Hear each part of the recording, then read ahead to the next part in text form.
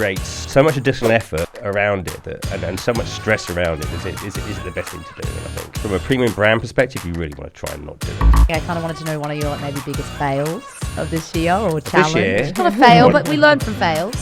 But a big fail. I think the biggest fail I did, I can probably say this was it. So what advice would you give to somebody? Because I think a lot of people do want to go to a business, grow the business, the P&L, and then come out the other end, with all these achievements and then, a more senior job title. So what advice would you give to somebody who's starting off in a company as maybe a head of or a senior marketeer and wants to become, CMO and work and do well within these growth businesses? I think as you move up, the first thing you've got to do is have a really good team around you. Yeah.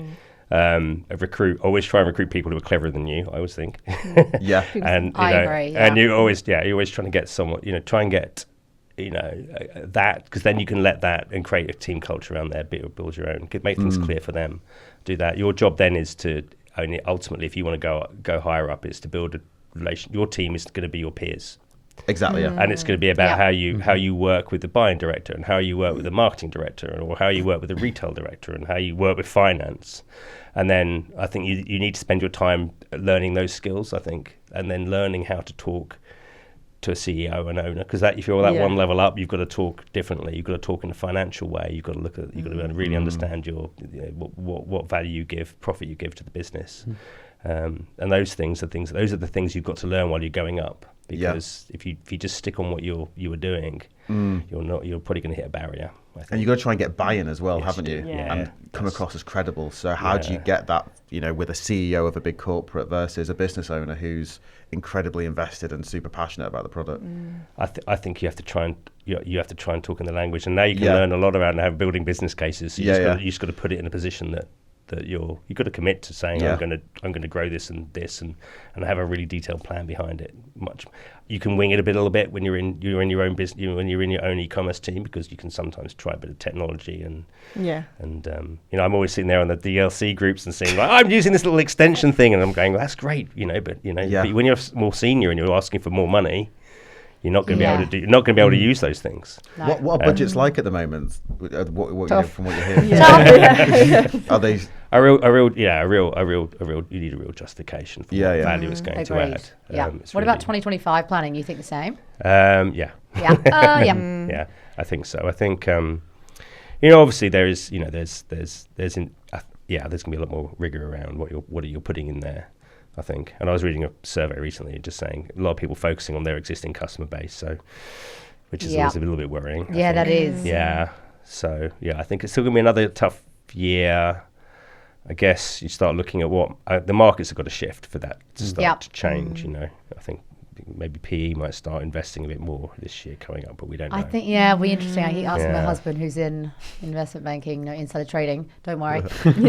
And that's the one, are we seeing it? We're obviously seeing a bit more of towards the end of the year. Yeah. But I think there's more confidence in the start of next year, with investing. But again, it's not like we were years ago when exactly. it was dire, but it's just slow, really slow. And I think it's going to be hard. I mean, obviously, we don't know how retail's going to come out of everything as well.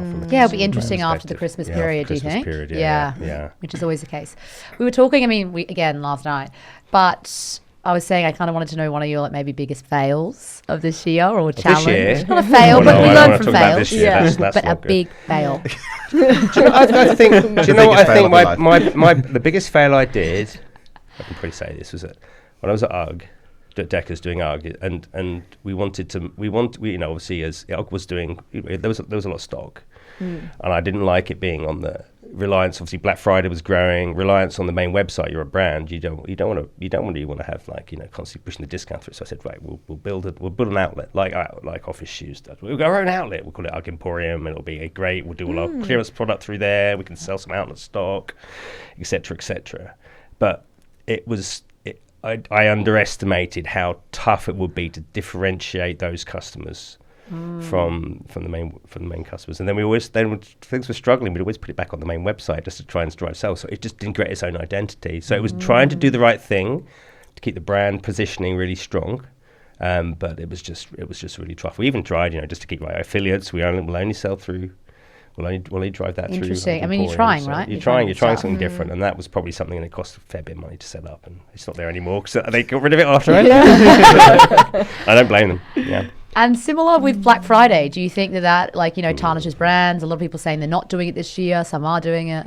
I think it depends on your brand, doesn't it? Really. I think the thing about Black Friday, having not been in it properly for a few years, is I love trading and I love doing e-commerce, but it creates so much additional effort around it and so much stress around it. Is it the best thing to do? And I think from a premium brand perspective, you really want to try and not do it.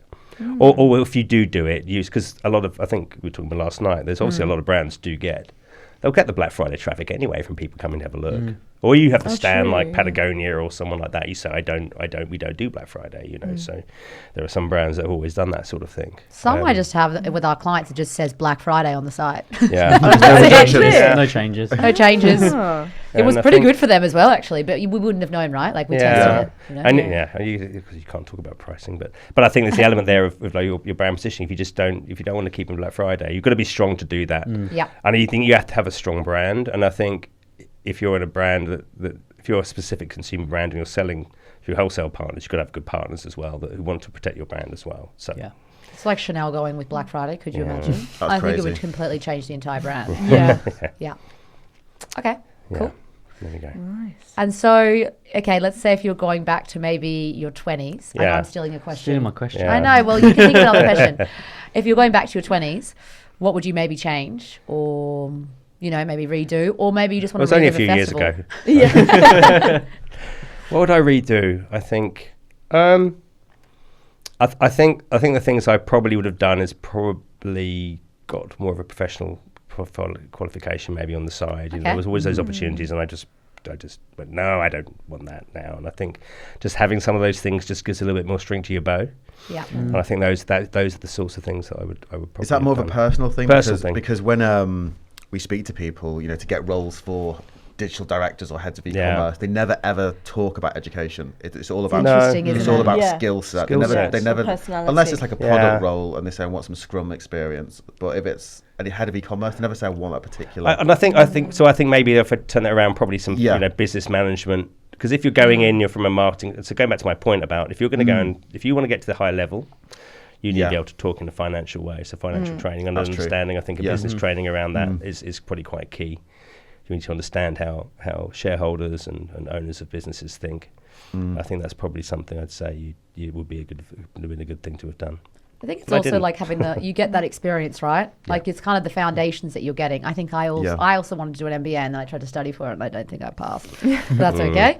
But that's what I wanted to have the experience with other people, learning from others. Because I know now, what do you think about, YouTube is kind of where the other generations are learning, plus TikTok. Do we think that you're losing the in-person to grow? And is that, that's pretty hard, I think. You're not physically doing a course where you learn, like I learned at university, the fundamentals of like writing a really good process and a report and those things I needed, Yeah. So what do you think? Do you think, you can kind of learn everywhere, right? Or is it good to take time out just to do a bit of, extra growing personally for development? I think a little bit of extra. Yeah, I think taking a little bit of time out to do something is good. Yeah, anything that adds a string to your bow, I think. I think it's also what are the things that you're not so strong at would be good to learn as well. Yeah. Yeah. We had this with the other guests as well, is the word for next year. Yeah. What would you like to strive towards for, I guess, it could be you personally or professionally? What's one word? I know everyone doesn't know it. That's tough. God, one We word. can give you a few seconds. So it could be, professional. Mine is family for next year. I actually just want to be more around family and focused on it. Okay. But that could be my work friends. Don't worry, I'm not going back to Australia. But it is just a priority for me. So it can be for some, it could be different for others. For me, I think. Oh man, It's I know, a hard one. it's a hard one. It's a hard one one. word. I couldn't even think of a one word. Mine's holiday. Everything. Holiday, definitely. Oh, holiday, Oh God, that's really tough. What even the trends do you think, like next year? The trends. Do you know? I saw the ones that came out. I think you sent them this morning, and I was like, "Those are the ones we've had for years." Content. I think. Was it? Probably content and AI. And I AI. think it is. I think there is an AI element to next year and how it gets more professionalized within a business. Because I think there's obviously been a lot of concerns around how it's used ethically and from a compliance perspective. You know, I think we were talking last night. I think security will be huge next year. Security will be huge about how it's used. I think is a big thing. But I'm really interested to see how it drives content change on what people do, and then and there's going to be some horror stories next year or some form. There would have been a few. There will be stories. I mean, the regulations coming out are pretty scary. Yeah. Even with like Okay. cookie policies, a lot of clients I have they haven't really focused a lot on it, and it's still not a lot lot of them are actually, you know, within legislation. But don't come for my clients, by the way.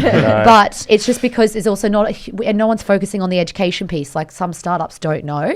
Yeah. And how do they get educated on these, you know, and it can take businesses out. So I think this is like a big one. I think it will facilitate. I think the other thing is how quickly will the technologies catch up? The ones that execute all that. I mean, you go to every fair and every technology vendor says we've got AI, and you're like, well, but what do you do in house versus what do you use with the vendor, and how can you use that to accelerate what you do and get more properly personalization now? But I just don't know how that's going to structure. The problem we used to have a few years ago was you'd have all these. You know, you get a CRM platform, and you'd be like, right, great, we can do lots of personalized content and do all these trigger programs, etc. But you wouldn't have enough time to do the content. Yeah. So our question now is it going to actually be? I think I would be focusing on getting it right in house first, and then how can that accelerate using the technology we've already got? Exactly, and you need to make sure it's compliant. And I compliant think. as well in the That's process the thing. because there could be all kind. If you're using AI to drive your images, and if I think about where DCC is with medical supplies, you've got to be really careful. There's a lot of regulation around that. Yeah, you do not want to have the wrong thing going out with the wrong information. You do. And you can't ask ChatGPT for the answer Yeah. legally. Is there any good tech out there at the moment, would you say? Well, I think there are something like 17,000 types of technology out there at the moment. I quite like the ones that I've seen. I just see the old ones come up. They're just interesting, a little bit different. I quite like what Rose is doing with Nibble, which is AI negotiation. I thought that was quite interesting. Oh, that's cool. That's worth having a little look at. That's a bit of a shout out to her. I also I think James Go recently showed one which was kind of like a AI, it was a question and answer thing within the platform, which was really within the product page. I thought that's really good. So it's just those little things there, the little bits of technology that take away customer frictions. Nice. I think for lead gen it could be pretty good. We're having that in my old role in education is, there's so many steps all the way through to like this was inquiring for a parent, and we actually ended up creating an AI, essentially admissions person that would answer the usual questions that we always got asked before they got to the lead stage so that we could qualify the lead. So like, how much is pricing? Of course, it kind of depersonalizes it, but it's the questions they're usually looking for in a brochure. Yeah. So it's just getting them, and then you've obviously got that. So I think it will be interesting. Of course, you don't have AI for everything, but creating an experience, especially if you can't track it with data and everything at the moment, you might be able to get it through an engagement piece. So I think anything where, and also I've seen a few where they've got, I can't remember what it was, but like they've got a lot of documentation. They've got big knowledge centers of what the agents and sales teams have said. So like, how can you take all that information? Because I think that's the next thing. There's all this information, sales teams, there's always information's in their head, and retail teams that around everything that is just not harnessed. You could have and that's crucial for next year. You could have a sales team with collective knowledge of like 500 years, but if you're not harnessing it in some way, but then how do you harness that in the right way and manage it? Hopefully Microsoft does something in terms of like Copilot with CRM. Like I'm hoping it does, but they're kind of saying that, like, I know everyone's got integrated with Copilot now, but next year there'll be more that will be automated. I think Microsoft Clarity, I actually think is amazing. Yes. Like that one, why did Google Analytics not do something like that? Essentially, it just like shows you a heat map, which is kind of like what other heat maps do. But, for us with the client, we actually can have recordings of what people are doing on our site, which is kind of like basic, but such a basic thing to introduce. Microsoft, why did GA not introduce that? Microsoft has done, And then next year we'll see with the profit. They're going. I mean, is going, and I think Google have got. They've had a really challenging year. Google. Well, the problem with it is the conversational element of how you work with ChatGPT to get the right answer and filtering it down is not what you get through Google. So yeah, I'm really curious to see how that. It'll be interesting. Yeah, I don't know. I'm a bit like torn because we used to always talk about Microsoft Share and like a paid digital world being so small, like 10% it was versus how many people do it in Google. But then you've got, Google has changed a lot of their model, and I know I'm going over time, but they've, you've kind of got all your reps now are based externally from Manila and stuff. When you don't have a personalization customer service with Google anymore, they're probably going to hate this podcast episode. But then you have a totally different flip of like Microsoft investing in people and building new products, and GA4 was released with Google, and it was kind of like a bit of a nightmare, and you couldn't speak to any rep, and they've gotten all their reps to do it externally.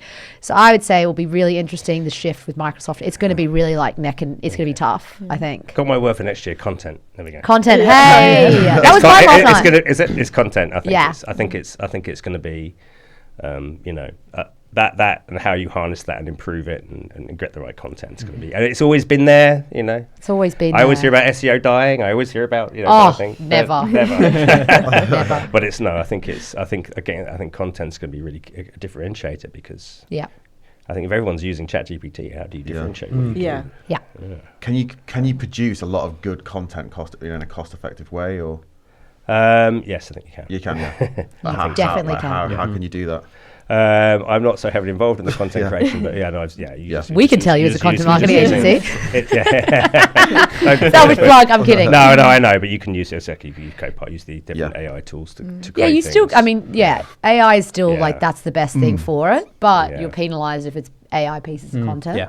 But then we use another AI tool to double check if it, it's like it's AI. AI is everywhere, isn't it? But it should help you writing content faster already. SEO, it should be that. But it is naturally, it's really hard with AI with like content creation. That's just like, that's going to be, I think that's the one will really shift like the most. I mean, there's so many things, but you kind of have these user generated people that have come out, which are like, they're not just teenagers, but they're people that have just started picking up phones and getting paid for content that have just come out of uni. Yeah. There's going to be more brands working with like people that are like, someone down the street that just bought a coffee. Yeah. And then I think there'll be elements of like, take a photo, share it, we'll give you. It's so interesting. It's just crazy how the world and works. it's pretty cool. But I think Yeah. it's all that will be authentic. Is like you could go to Blank Street. I always give them a shout out because they've actually nailed like a brand. Yeah. They were coffee, they're PE backed, and then they did this like, they've actually gone, you look at their Instagram, it's so cool. But they're actually like, it's really focused on they're going to look at, which is, you could probably take a photo when you're having a coffee and then they use the user-generated content and you might get like a reward back from it instead of working with influencers. So like it's very much changed, which I think I could go down this spiral road. Yeah. But so it's, I think it will be like, of course, trust is a big one. So it will be, how can you get content out of your customers by giving them something back? I think you've got, so it's Gen AI, and I think for the big companies, it's all going to be around how do they get a proper data science, proper AI underneath language learning models and everything underneath, which is a very different AI. You can be much more agile with Gen AI, but I don't. I really keep watching it and see where it tough. goes. Yeah. Cool. Well, I think we're at the end there. Any more questions? We're at the end. All good. All good. Well, thanks so much. Brilliant. Thank you All right. very much, guys. Great. There you go. Good.